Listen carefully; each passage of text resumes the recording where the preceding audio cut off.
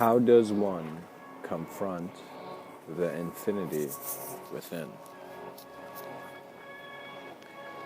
When man looks at how his recognition has been always flowing to his abstract sense of awareness, you are no longer coining anything because you're not seeking a wealth that is temporal.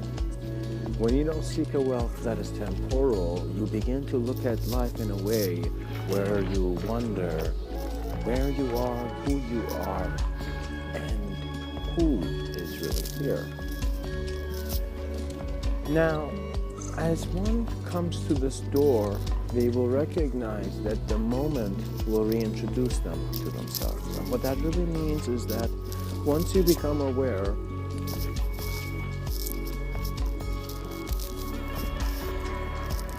of the simple breath,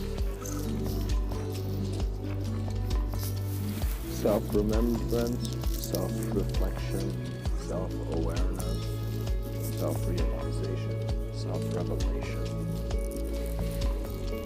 present themselves.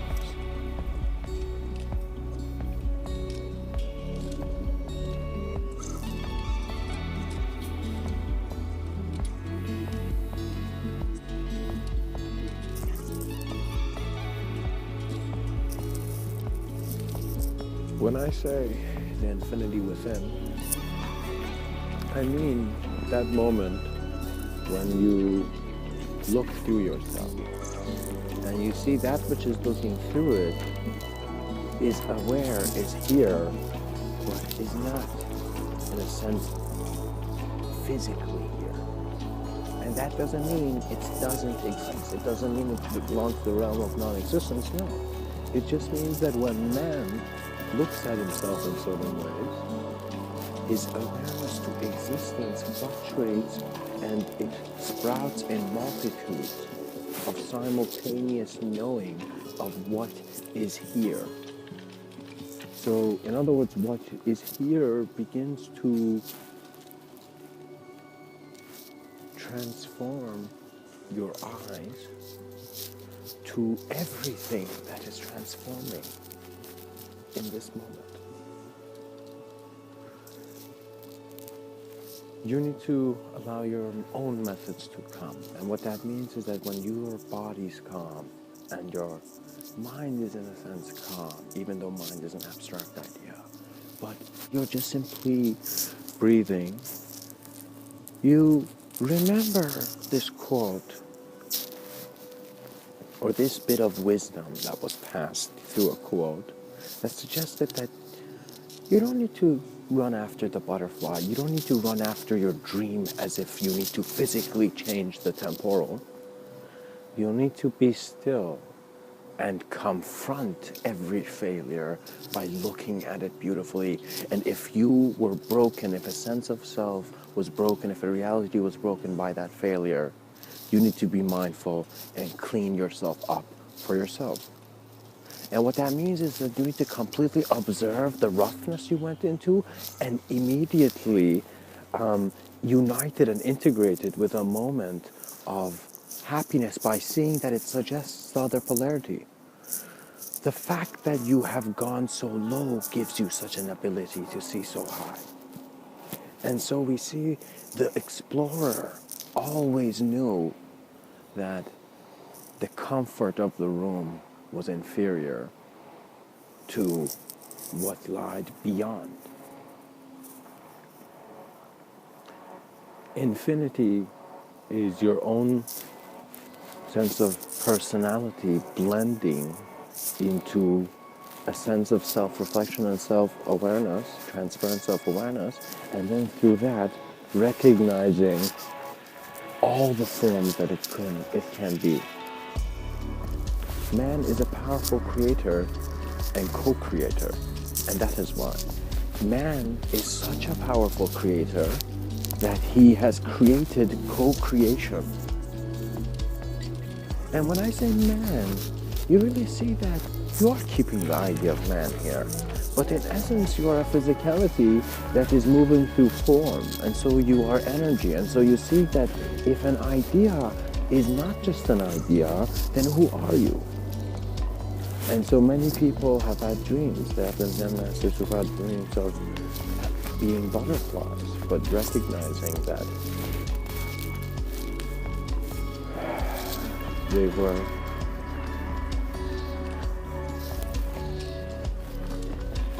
in a sense not here as well.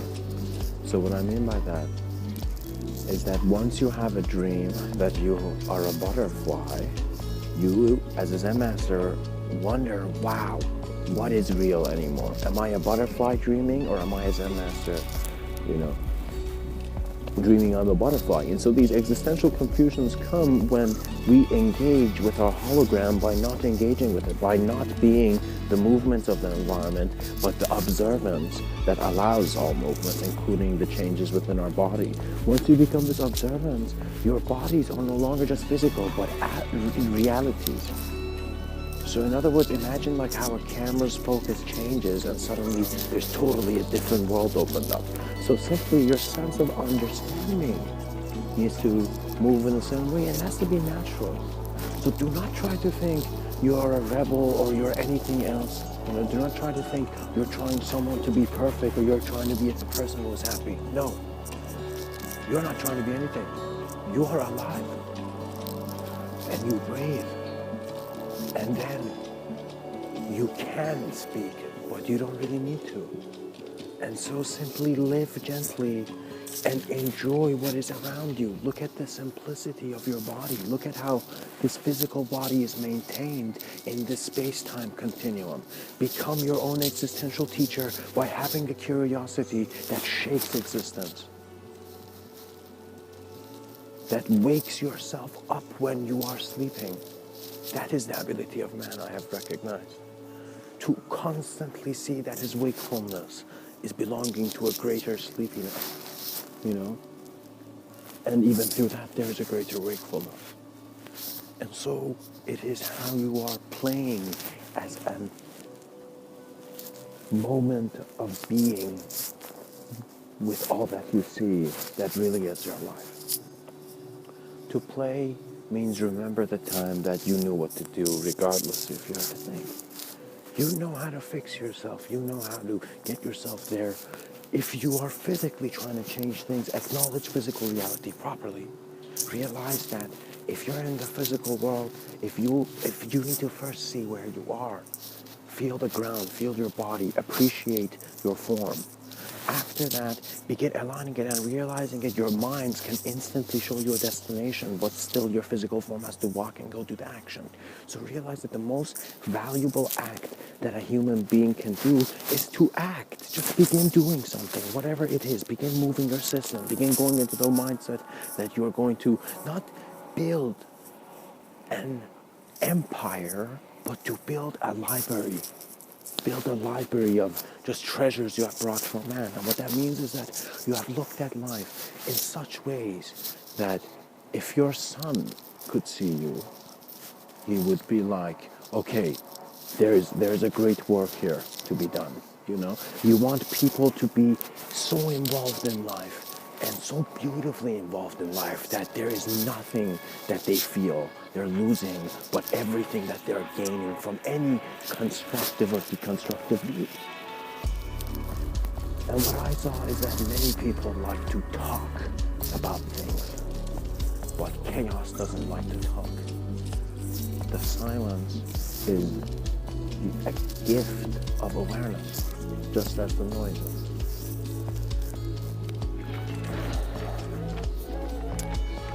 Many people think that a lot of these wisdoms or understandings or things are things that you need to go and understand in complex forms. You have two options. One, to go read someone else's works and to then simplify it in your own way, or to just begin looking at the simple things that you see and constantly evolving it. There are methods. No one is stupid if they are self-aware. Stupidity does not exist, and even being smart doesn't exist. Just constant self-awareness. Because omniscience never had a personality. Omniscience never had a shape. Omniscience never had a preference. But it was present. And so we see how words have simply been veils. And they are so transparent once you look at them and you remember who you are.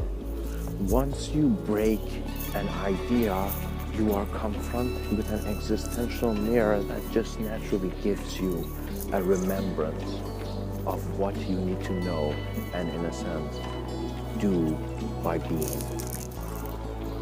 Not being yourself, by being. Just naturally, just being alive. And your natural expression is such a flow of wisdom.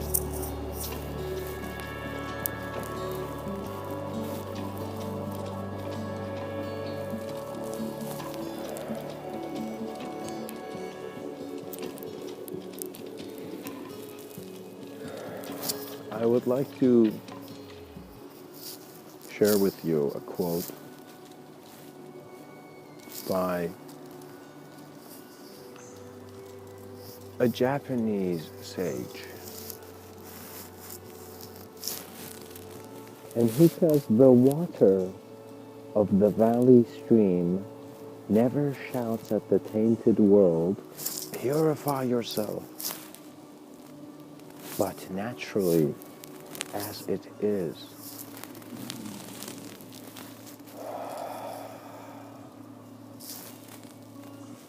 shows how it is done." Ryokan.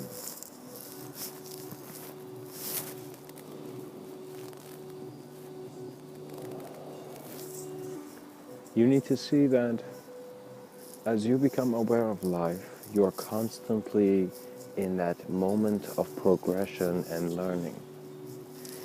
Emptiness really provides you with clarity. And emptiness means that, for example, if I write a sentence now and I don't like that sentence, if I really clearly look at the words, and if I really look at the words and I see, oh wow, I've understood all these words wrong, and if I really look at where these words come from, and when I go look at etymology, I see that etymology just began by how people listened. And so how people listened is really how human history has continued. So let's hope many great technologies were not lost because the people at that age were bad listeners. But in a sense, guys, you need to recognize, you need to allow the self-communication, the self-awareness to happen. And what that means is that you don't need to even get close to this idea of, should I try, or should I do something, or should I do this? You don't go into this dynamic of thought, and naturally align yourself and always walk with faith. For in the Muslim world, there is a word named Iman, and it means faith. And what that means is that you don't have to attach faith to shape, because then you will think you are a shape who doesn't have faith. Recognize that your knowing is really how the moment will continue to the next. And what I mean by that is that have faith in, for example, God, but also have faith in the ability of man to progress and to learn from God to such a peak where the student has become the master, and the master was always in the student's eyes. You need to become playful with yourself by acknowledging your chaotic aspects, and also very, very not playful in acknowledging the ordered aspects. So what that means is that I began thinking of systems at times, and you think about an ordered system, and I thought, what would happen if an ordered system was, instead of being hit by a chaotic system, if it was just hit by another ordered system, but in a different direction, what would happen if two ordered systems, in a sense, actually opposed one another? Would the result naturally show the involvement of chaos? And what I mean by that is that you don't need to really read about psychology. You need to just be aware of how you're alive, and naturally you will flow and emanate all that you need to and where you need to be. In other words, for example, when I walk in nature, I don't just see plants. I see many combinations, I see structures, I see how certain groups of leaves have come to develop this area of presence, and how the cosmos is expanding in ways where it's always connected, but allowing itself to expand through its disconnection.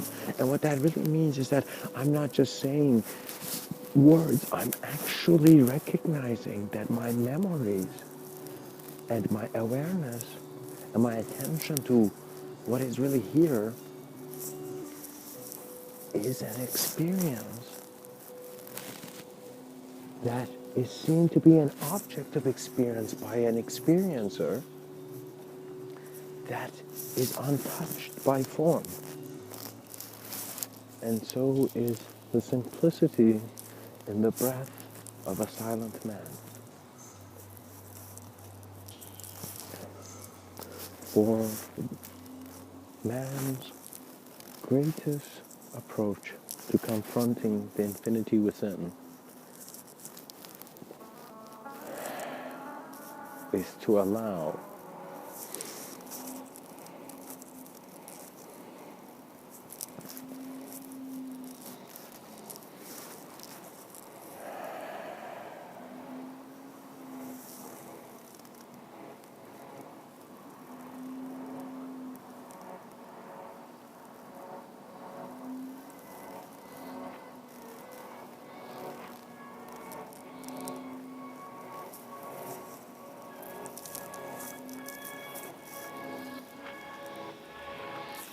emptiness.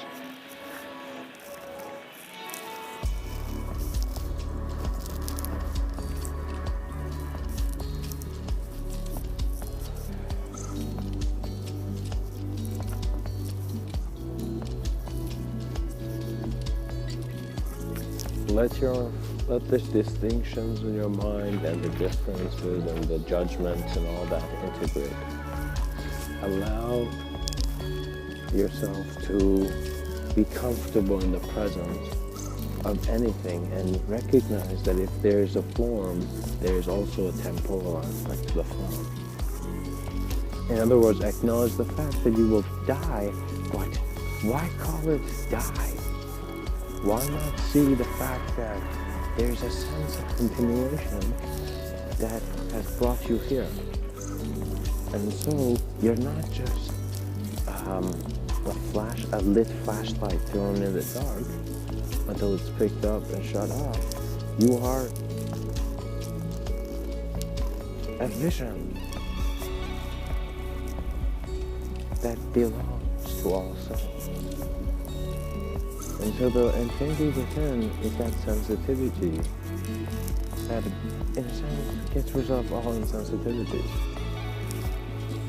Lying becomes a distant island which you were never close to, and you just simply know that an honest man is a simple man, and so a simple man does not waste the energy to get stressed. Even his mind, his framework of mind does not even leave there. What that means is that if I see someone angry, I am not thinking of how I can hit them or try to, put them in their place. I naturally think, what is the most self-reflective act I can do? And I simply don't say anything, and I be there, and I'm just there. And silence allows an angry man to see himself. And once he has seen what he has become, he will simply change it. That's it. You just You're no longer angry. You calm down and you just see there's no reason to shout. Why are you shouting? I mean, let's just say you shout. You shouted all your life and just be annoying. To get angry means suddenly to, in a sense, push your system into an irrational dysfunction. You don't want to do this. You want to naturally be calm, comfortable,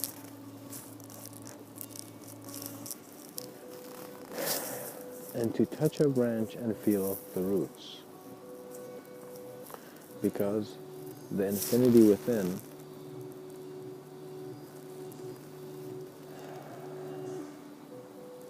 was always within you. Much blessings and namaste.